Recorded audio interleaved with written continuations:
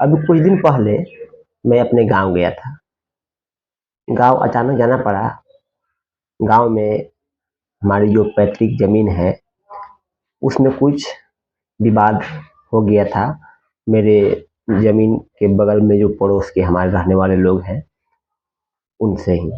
बहुत पुराना विवाद था और इत्तेफ़ाक से या यही सच है कि ये जो ज़मीन का विवाद है, वो हमारे बहुत ही परम मित्र एक हैं, उनका और हमारे ज़मीन का ही विवाद था। वर्षों का विवाद था। हम लोग बहुत अरसे से चाह रहे थे कि इस विवाद को हम लोग सही कर लें। आज ज़मीन की महँगाई इस कदर बढ़ गई है कि इंच-इंच के लिए लोग लाठी, भाला, बंदूक लेकर के अपनी ज़मीन पर खड़े हो जाते हैं। इस दौर में जब अचानक हमें वहाँ पर बुलाया गया कि विवाद कुछ ज़्यादा ही बढ़ गई है, तो मैं फ़ौरन ही अपने गाँव के लिए रवाना हो गया। बस में रात भर मैं यही सोचता रहा कि इस विवाद को मैं कैसे निपटारा करूँगा, क्योंकि इधर से मैं अपने पूरे परिवार के साथ अपने भाइयों का साथ दूँगा और उधर मेरा परम मित्र बीरबल।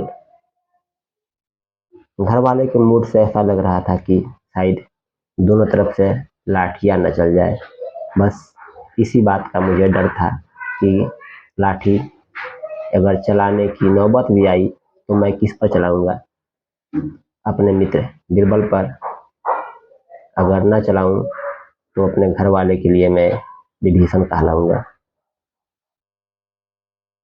उसी रात को मुझे अपनी 9th क्लास की एक कहानी मुझे याद आई।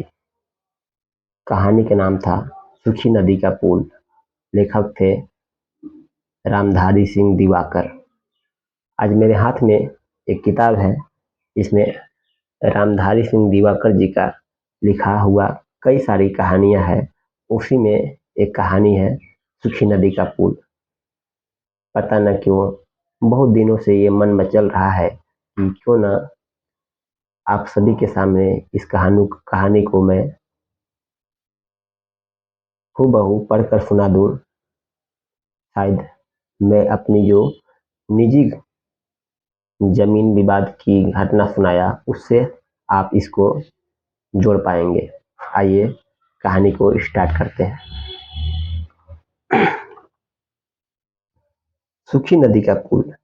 गांव के स्टेशन पर रेलगाड़ी ज्यों ही रुकी, लीलावती उत्साह भरे मन से उछक-उछक कर प्लेटफॉर्म की तरफ इस आशा से देखने लगी कि नैहर से कोई न कोई तो आया ही होगा। ये सब आए थे जिनकी आशा कर रही थी लीलावती। भैया थे, दोनों भतीजे थे, सुरेश और नरेश, और एक कोई अपरिचित था। इन सबको अपनी अगवानी में लीलावती ने देखा तो ऐसा महसूस हुआ जैसे सूखी प्यासी धरती पर बादल बरस गए हों। सुरेश और नरेश ने अटैची वगैरह उठा ली और स्टेशन से बाहर फूस की झोपड़ी-नुमा चाय पान की दुकान के पास आ गए।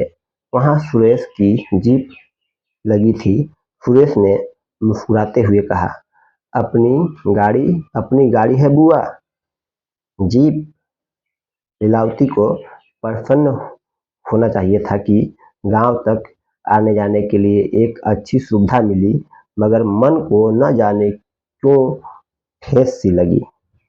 सोचा था टप्पर वाली बैलगाड़ी या ओहार वाली बैलगाड़ी आएगी, मगर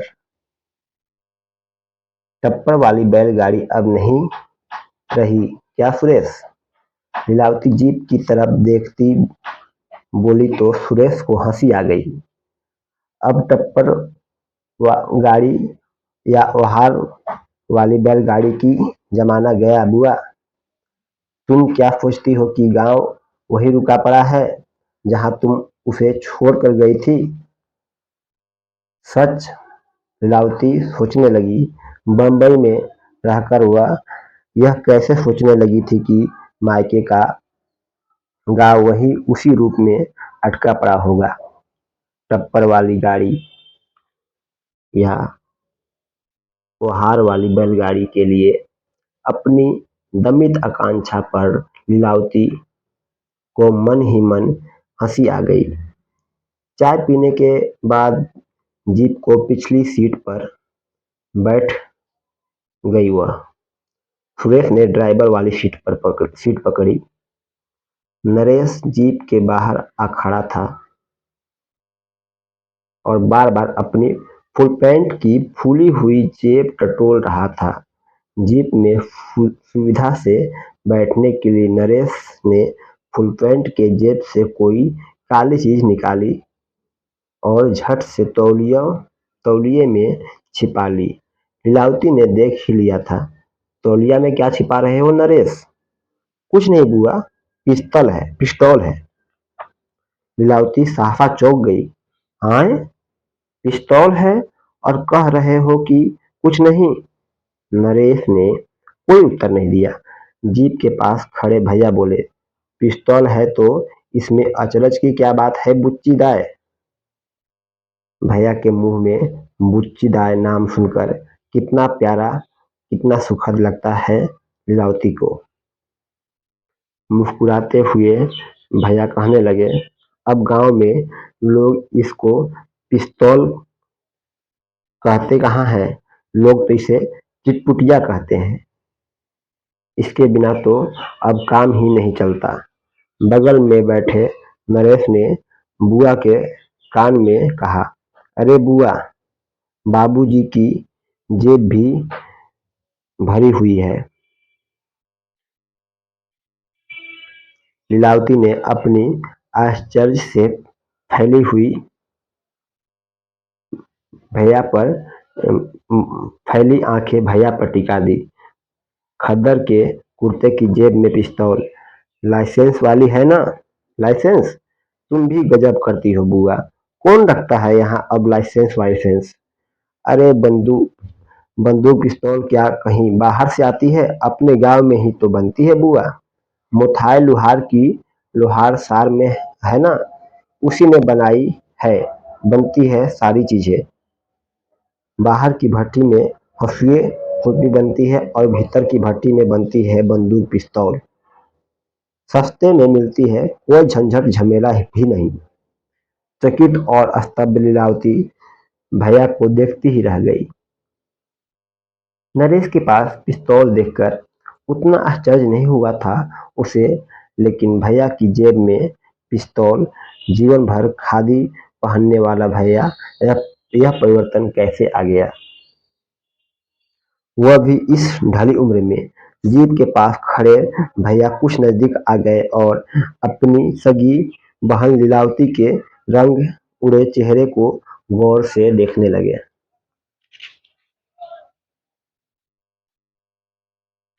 समय ही ऐसा आ गया बुच्ची दाई, अपनी सुरक्षा के लिए रखना ही पड़ता है यह सब।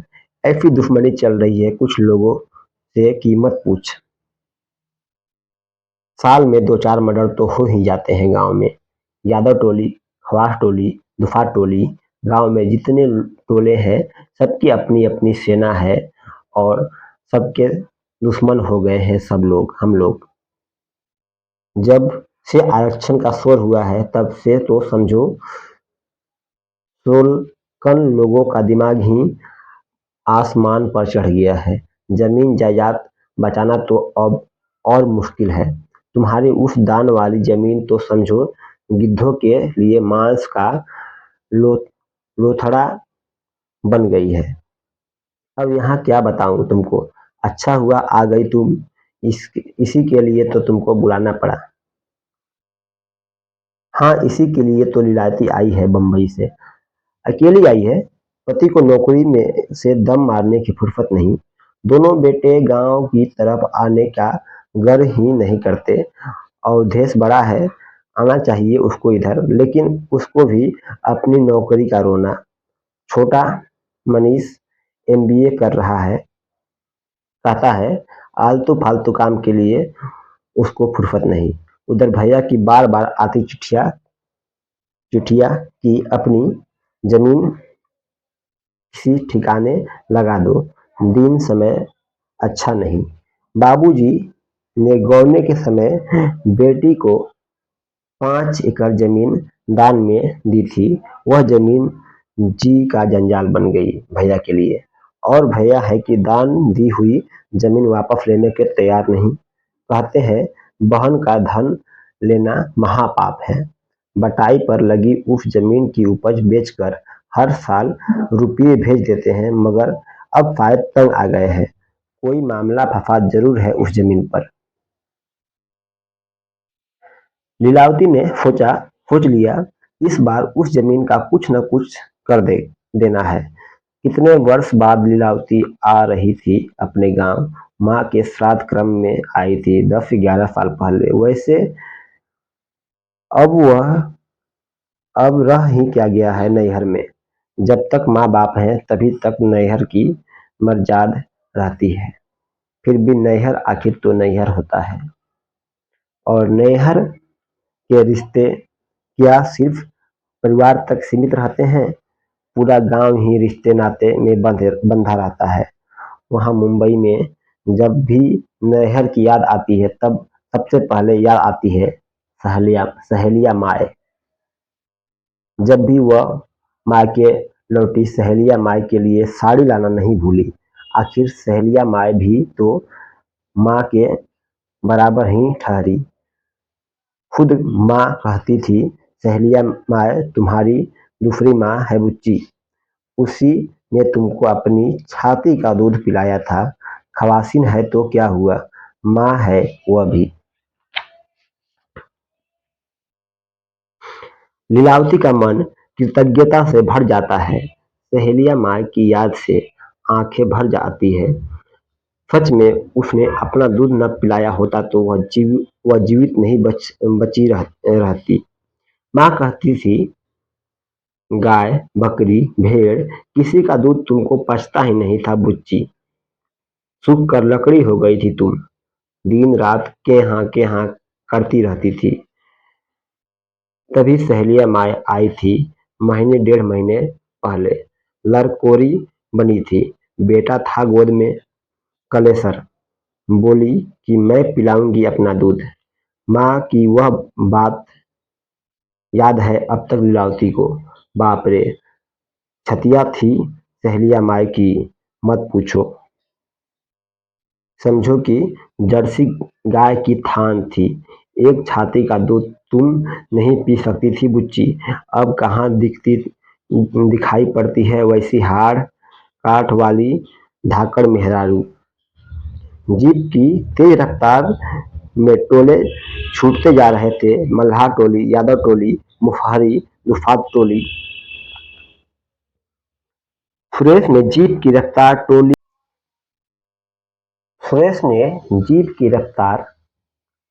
टोलों से गुजारते वक्त तेज कर ली। चाहती थी लीलावती जीप आहिस्ता चलती तो एक एक टोले को देखती जाती। संभव है कोई परिचित ही दिख जाता। इसलिए तो चाह थी कि टप्पर गाड़ी बैलगाड़ी रहती। नदी सूख गई। आए कैसे सूख गई? सादा नीरा नदी दोनों पाटों पर बालू के विस्तार को ठीक से आंखों से भर भी नहीं पाई थी कि जीप शिव मंदिर के पास पहुंच गई।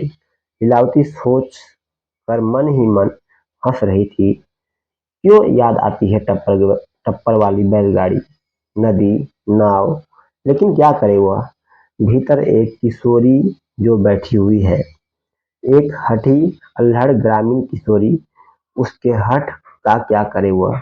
मंदिर में इतने साल रहते हुए भी वह, माफ कीजिए, मुंबई में इतने साल रहते हुए भी वह किशोरी बड़ी नहीं हो पाई, सियानी नहीं हो पाई।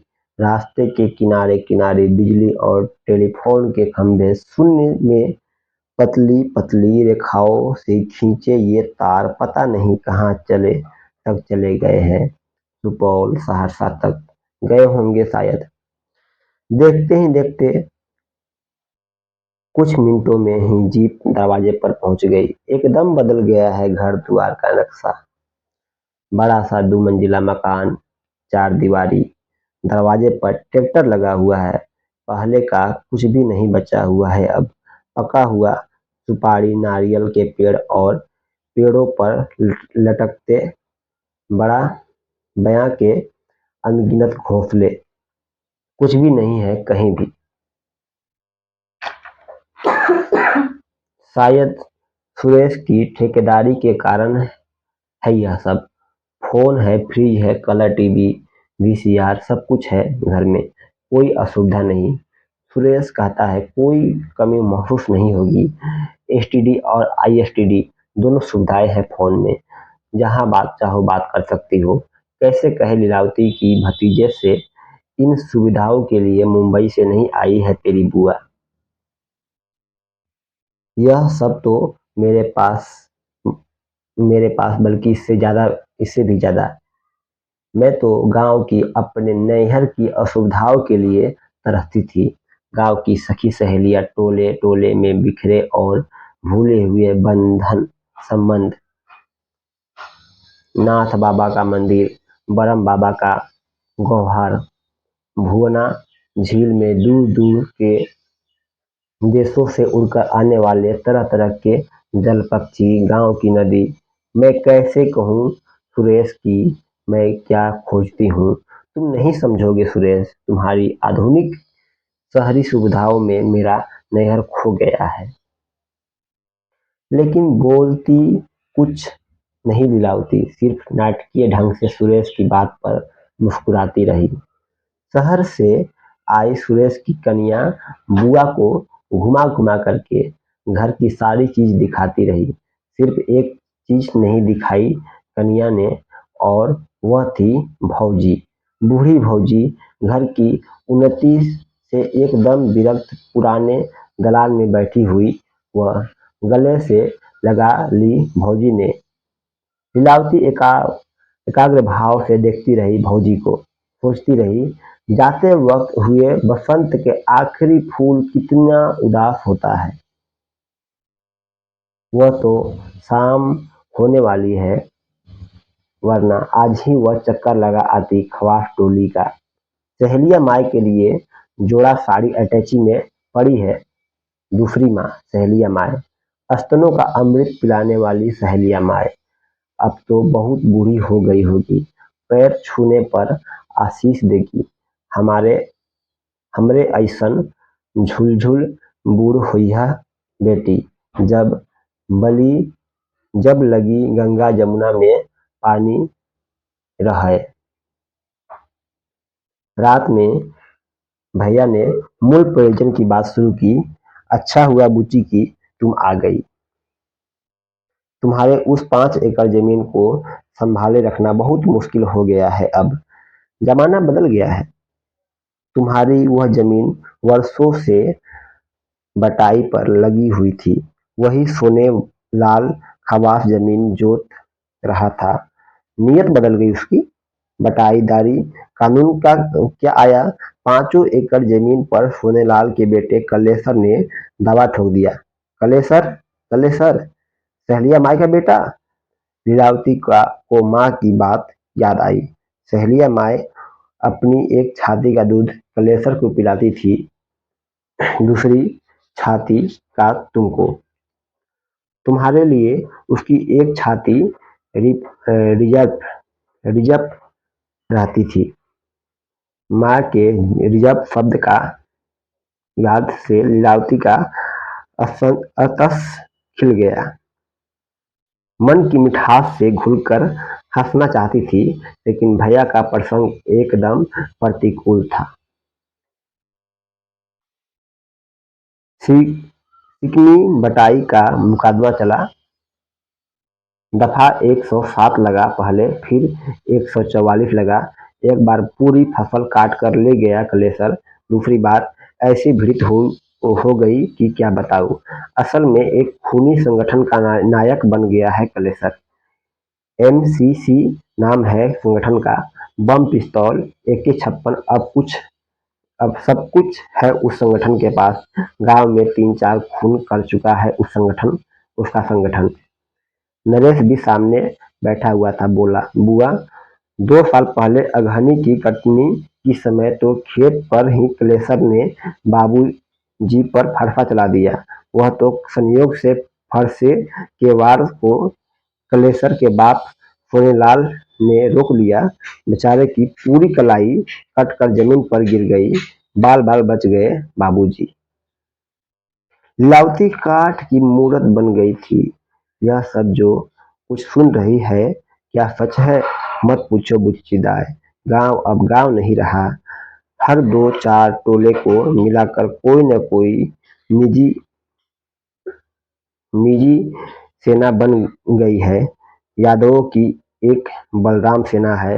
मामूली सी बात पर यहाँ तक कि आर धूर या खेत के पटवन के लिए भी मार काट हो जाती है। नरेश ने अपनी ओर से नई जानकारी जोड़ दी। हम लोगों की भी एक सेना है बुआ। डरने वाले नहीं हैं हम। पहले भूमिहारों की ब्राह्मण सेना थी। हम लोगों ने भी सनलाइट सेना का गठन किया है। अब सारे स्वर्णों ने मिलकर एक फ्रंट बना लिया है, स्वर्ण लिबरेशन फ्रंट। लीलावती को ऐसा लग रहा है था जैसे वह कोई कहानी सुन रही है, दूर देश की कोई कहानी, लेकिन वह कहानी नहीं थी। भैया विद्रुप व्यंग से मुस्कुराते हुए कह रहे थे, अरे वही सहेलिया माए, उसी का बेटा है कलेसरा। अपने को एमसीसी का नायक कहता है। उस टोले में हम लोगों का आना जाना एकदम बंद हो गया है। नरेश ने कहा, 5-6 महीने पहले की बात है बुआ। इसी एमसीसी वाले ने बभन टोली के लखन झा के बेटे का मर्डर कर नदी में सफेद पुल के नीचे फेंक दिया था।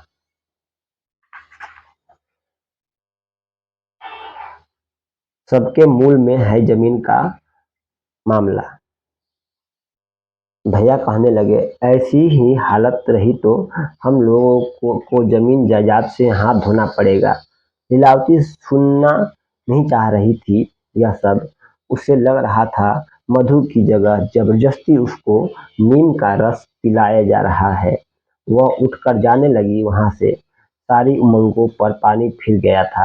कहाँ तो सोच कर आई थी कि इस बार पूरे गांव का चक्कर लगाएगी। एक रात यादव टोली में रहेगी, एक रात खवास टोली में, एक रात मल्लाह टोली में। एक बार फिर से वह गांव की किशोरी बनके ललक थी उसमें ललक थी उसकी। दूसरे दिन भैया ने आदेश जैसा लहजे में कहा, अपने टोले में या भूमिहार टोले में घूमने जा सकती हो बुच्ची दाई। सोलकन टोले में मत जाना। उस टोले में हम लोगों का संबंध टूट चुका है। नरेश ने जैसे इसी का भाष्य करते हुए कहा, असल में क्या है न बुआ कि यादव टोली का और ख्वास टोली के लोग घायल सांप बने हुए हैं। बहुत सावधानी से रहना पड़ता है हम लोगों को।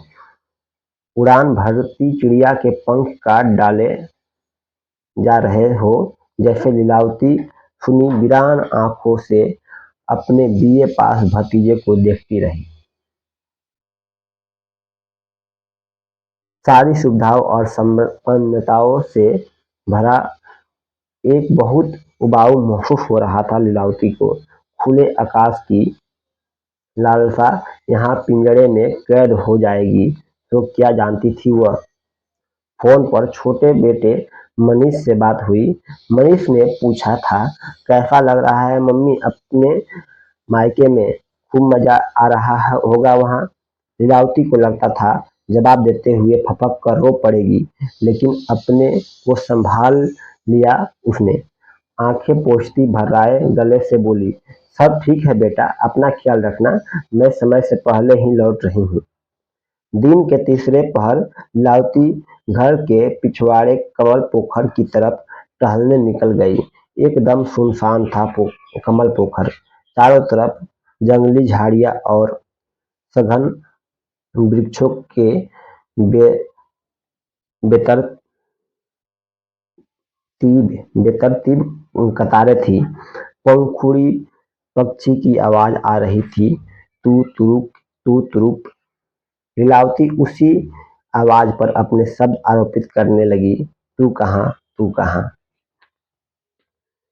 पश्चिम की खवास टोली से शहनाई और खुरदुक बाजने की आवाज आ रही थी, मंद मंद आवाजें जैसे हवा का झोंका आ रही हो।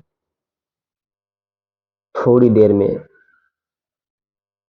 देर तक वह यही आवाजें ध्यानस्थ सुनती रही और टहलती हुई पोखर की पश्चिम मोहार पर चली गई। वहां से शहनाई खुरदुक बाजे की आवाज साफ साफ सुनी जा सकती थी। पोखर और खवास टोली के बीच आम का बड़ा सा बागान था। पेड़ों के कारण खवास टोली ओझल थी। लीलावती पुराने नक्शों को आंखों में उतारती सोचने लगी, खवास टोली का पहला घर ही सहेलिया माई का घर था। अब तो उस टोले तक पहुंचने वाला एक बढ़िया रास्ता भी विलुप्त हो गया है।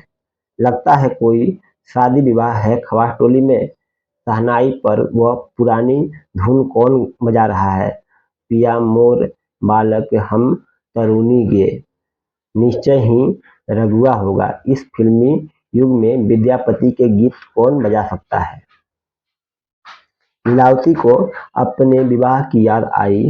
रघु ने ही शहनाई बजाई थी अपनी मंडली के साथ। मंगल धुन अभी तक याद है लीलावती को। वह धुन जय जय भैरवी, असुर भयाविनी और सिंदूरदान के बाद समदौन बड़ा रे जतन से सुगा रे हमें पोसलो से हो सुगा उड़ले आकाश। मन में तूफान सा उठने लगा। सोचकर अतीत राग से मन अशांत हो गया। पिछवाड़े से लौट कर वह हवेली में गई और भौजी से पूछा, उधर खवास टोली में कोई ब्याह शादी है क्या भौजी।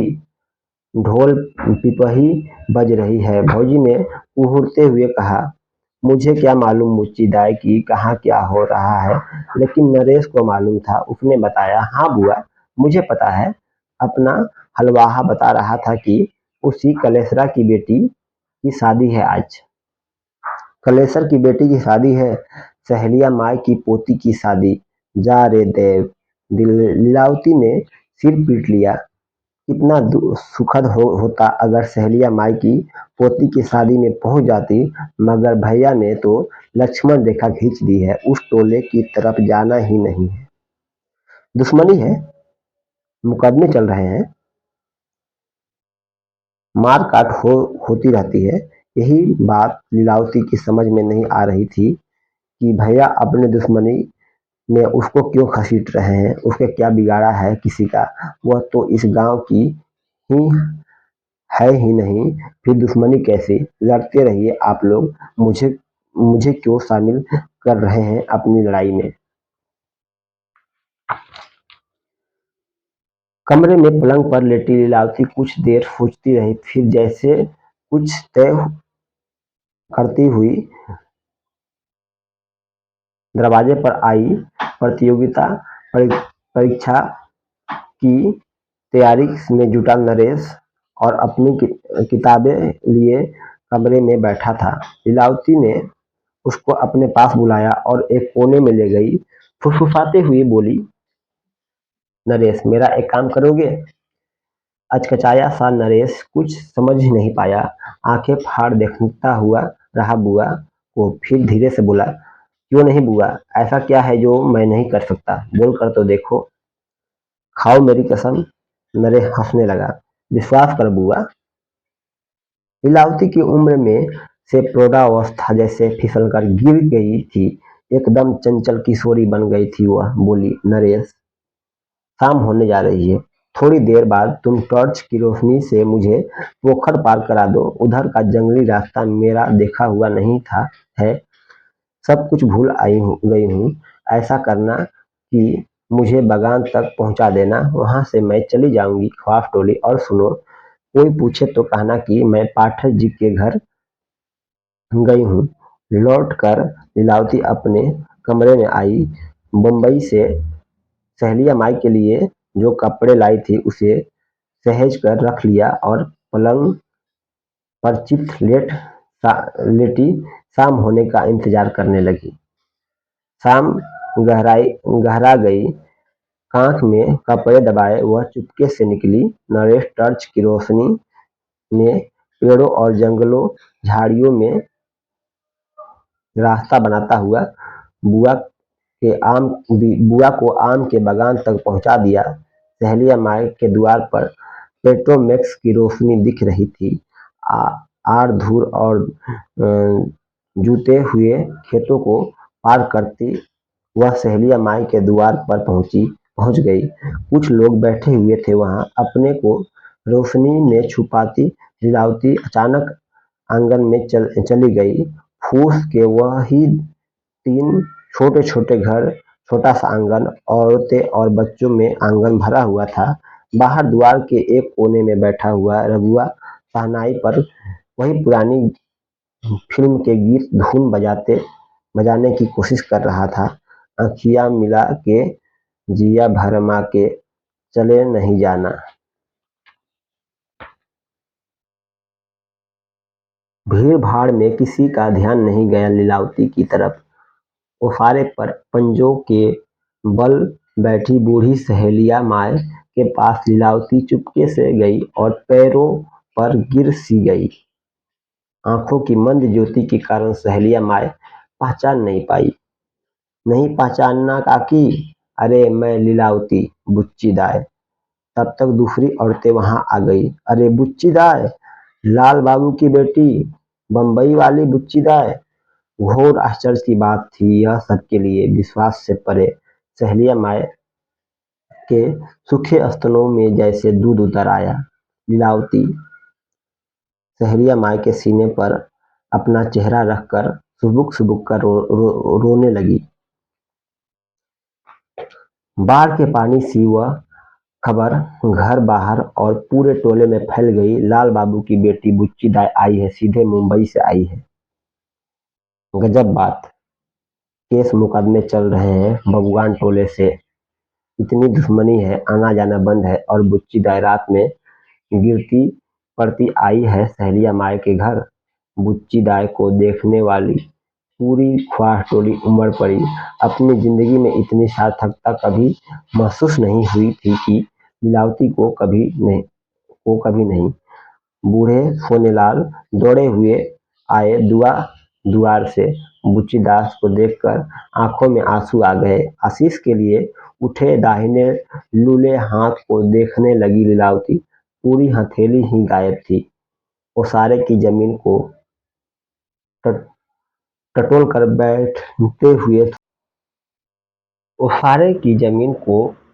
कर बैठते हुए सोनेलाल कहने लगे, तुम आ गई बुच्ची दाई, जीवन सफल हो गया। जन्म जन्म के पाप सबका फल मिल गया। आज पोती की शादी की रात इस तरह ओछक्के आ गई तुम। लगता है सपना देख रहा हूँ। बोलते बोलते आवाज भर्रा गई उसकी। फटी आवाज में कहने लगे, देखती हो बेटी, यह ठूठ बा मेरे बेटे की करतूत है। जानती हो बेटी, तुम्हारे भैया अस्पताल ले गए उसी वक्त डॉक्टर से बोले कि चारा मशीन में हाथ कट गया है। उन्होंने ही पूरा इलाज करवाया।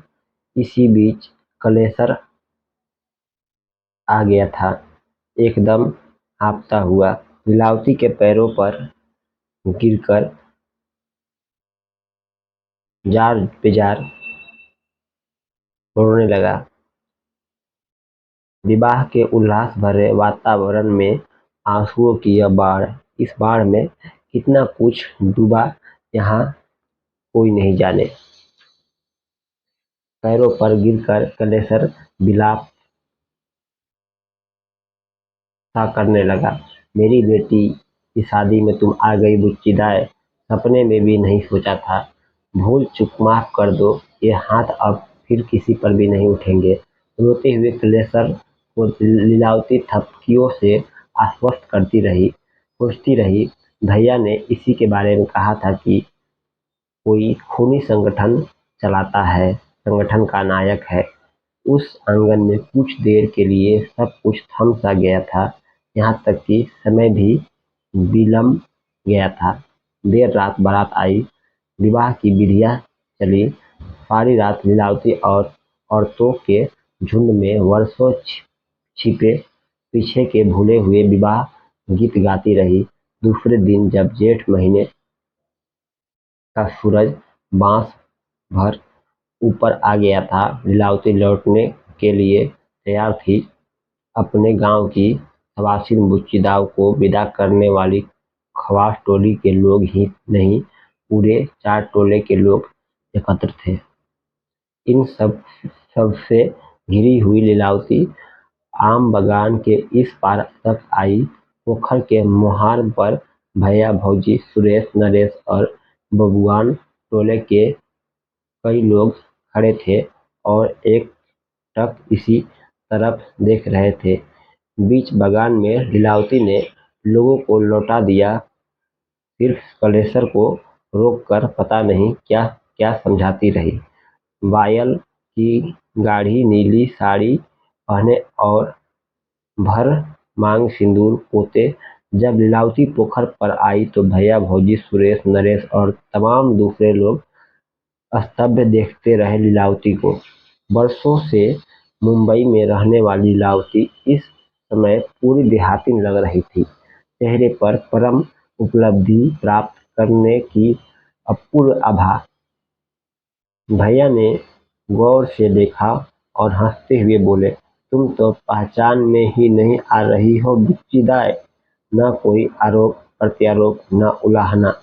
नरेश भौचक बना बुआ का चेहरा देखता रहा। देर रात तक लीलावती परिवार के लोगों को विस्तार से बताती रही कि जब वह अचानक सहेलिया माई के आंगन में पहुंची तब कैसे क्या हुआ। सवेरे भैया ने जमीन की बात चलाई। अपनी अमानत अब वापस ले लो बुच्ची, इसी में के लिए तुमको बुलाया है। मेरे अब क्या भरोसा, कुछ दिनों का मेहमान हूँ। हाँ भैया, इसी के लिए तो आई हूँ। लीलावती की आवाज में पहले वाली मासूम मायूसी नहीं थी। जमीन की कागजात तो अपने ही पास है न भैया। ऐसा कीजिए कि कागजात मुझे दे दीजिए। दोपहर बाद भैया ने जमीन का कागजात खोज कर निकाले और लीलावती के हाथों में देते हुए बोले, लो अपने कागजात और जो करना हो अपनी मर्जी का सो करो। लीलावती ने उत्साह भरे मन से कहा, जमीन की झंझट से अलग होने के लिए ही तो आई हूँ भैया, मगर वचन दीजिए मैं जो करूँगी आप स्वीकार करेंगे। स्वीकार क्या क्यों नहीं करूँगा बुच्ची, तुम्हारी जमीन है, चाहे तो जो करो तुम। लीलावती ने भैया को आंखों में झांकते हुए कहा, मुझे जमीन बाबूजी के गौनहरी दान में दी थी ना भैया। धान की जमीन मैं दान में दूंगी। वैसे भी अब लौट कर तो गांव आऊंगी नहीं। बम्बई में अपना घर है और बच्चे तो यहाँ आने आएंगे नहीं रहेंगे रहने। इसलिए चाहती हूँ कि अपनी जमीन सहेलिया माई के नाम रजिस्ट्री कर दूँ। दूध का मोल कौन दे सकता है, फिर भी पानी नहीं तो पान नहीं तो पान की डंडी से भी तो पूजा होती है। भैया लीलावती को एक टक देखते रहे। लीलावती बोली, बहन की बात आप काटेंगे नहीं भैया। कल सहेलिया माए फारबिसगंज रजिस्ट्री ऑफिस पहुंचेंगी, आपको मेरे साथ चलना होगा। रखिए ये कागजात, मेरी समझ में नहीं आता कागजात पत्तर। और दूसरे दिन भैया लीलावती के साथ फारबिसगंज जाने के लिए तैयार थे। जीप पर सुरेश था। लीलावती यह देखकर बहुत खुश थी कि भैया के खद्दर के कुर्ते में इस बार पिस्तौल की जगह जमीन का केवाला और रसीद वगैरह का बड़ा सा पुलिंदा था। आपने देखा इस कहानी में एक महिला के लिए अपने यहाँ पर बार-बार सहेलिया माँ का ज़िक्र है। सहेलिया माँ मतलब हमारे बियाह में सहेलिया माँ या बहिना माँ बोला जाता है, दोस्त माँ बोला जाता है। दोस्त माँ या सहेलिया माँ का मतलब हुआ, मान लीजिए कि मैं हूँ और मेरा बहुत अच्छे प्रिय कोई मित्र हैं, उनकी माँ को या फिर मान लीजिए कोई एक लड़की है, उसकी सहेली के माँ को सहेलिया माँ कहते हैं। उन दोनों परिवार में जो विवाद था, ज़मीन का विवाद था, उस विवाद का निपटारा आपने देखा कि किस तरह से कि 5 एकड़ ज़मीन में दान में दे दी, सिर्फ़ इसलिए कि उसकी सहेलिया माँ ने लीलावती को बचपन में दूध पिलाया था। उसने कहा कि दूध का दाम तो कोई नहीं दे सकता है, लेकिन एक छोटा-सा मेरा पान नहीं तो पान की डंडी ही सही। ये कहानी मैं इसलिए सुनाया कि एक छोटा-सा ज़मीन का विवाद हमारे यहाँ भी था और उससे बड़ी मुश्किल से हम लोग निकल पाए। सुखद ये रहा कि हम लोग भी बड़ा ही अच्छी तरह से बातचीत करके ही उस ज़मीन के विवाद को सुलझा लिए, जहाँ पर शायद लाठी लठवारों की भी नौबत आने की संभावना थी। हम लोगों ने अपने सूझबूझ से, मैं और ख़ास करके मेरा मित्र बीरबल, दोनों ने मिल कर के इस ज़मीन के विवाद को सुलझा लिया। और जब ज़मीन की विवाद चल रही थी, उसी समय मुझे ये कहानी का कुछ अंश मुझे याद था, तो सोचा कभी आपको ज़रूर सुनाऊँगा। आपको ये कहानी कैसी लगी, आप ज़रूर बताइए। धन्यवाद।